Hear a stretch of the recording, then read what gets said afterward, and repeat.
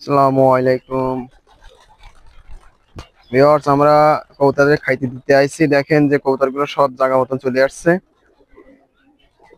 আমার কবুতরকে কিছু বলা লাগে না, ডাকা লাগে না, শুধু এই দরজাটা একটু বাড়ি দেবো, এরকম ভাবে বুঝে যাবে যে আসলে খাইতে দিতে আসছে।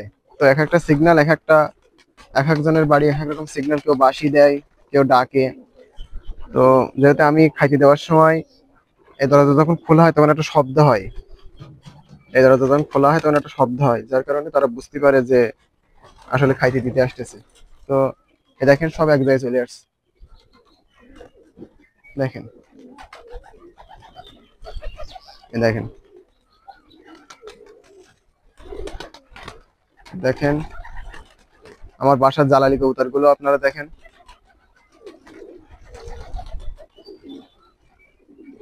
একটা জালালি কবুতর দেখেন, মেয়ে কবুতর। তো, এই জালালি কবুতর কাদের কেমন লাগে আপনারা অবশ্যই আমার কমেন্ট বক্সে জানাবেন। আমি জালালি কবুতর বাড়াচ্ছি, আমার বাড়ির জালালি কবুতর সচরাচর এই ধরনের জালালি কবুতর গুলো আপনারা কোথাও পাবেন না। দেখেন,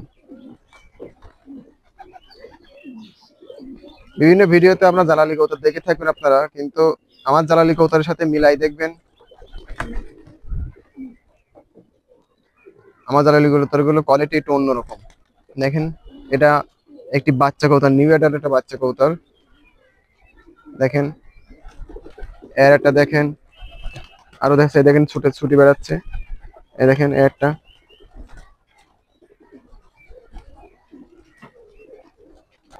দেখেন এই একটি জালালি কবুতর, এর কোলে বাচ্চা আছে। এই দেখেন এই আরটি। তো আপনারা জানাবেন যে আমাদের জালালি কবুতর গুলো আপনাদের কাদের কেমন লাগছে।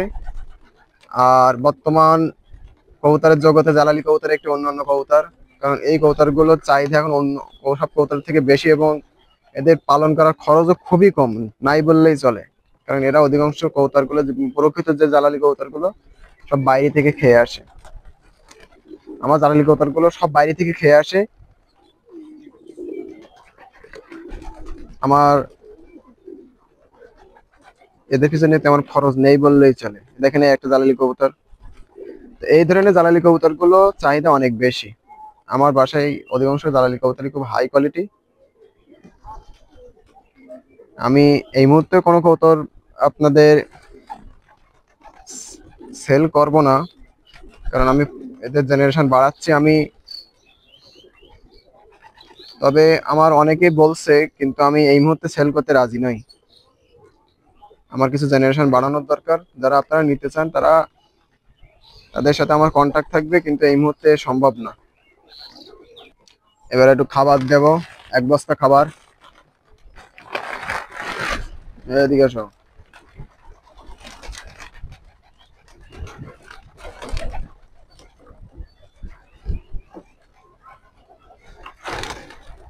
আয় আয় আয় আয় আয়।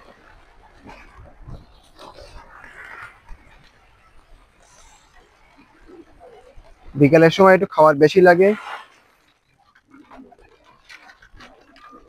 কারণ রাত্রে তার পুরো রাতটাতে তোরা না খেয়ে থাকে, কোথাও যাইতেও পারে না। এই জন্য বিকালের টাইমে একটু বেশি খাবার দেয়। যে কোনো কবুতর বা যারা কবুতর পালেন তারা জানেন যে বিকালের টাইমে একটু খাবার বেশি দিলে এতে কবুতরে ভালো হয়। আর যদি কবুতরের পেটে ক্ষুধা লাগে, আপনারা হয়তো অনেকে জানেন কি জানেন না জানি না, যদি কবুতরের পেটে ক্ষুধা থাকে তাহলে কবুতরের যে রাত যাপন বা রাত্রে তাদের একটা রেস্ট, এই রেস্টটা তারা ভালোভাবে নিতে পারে না।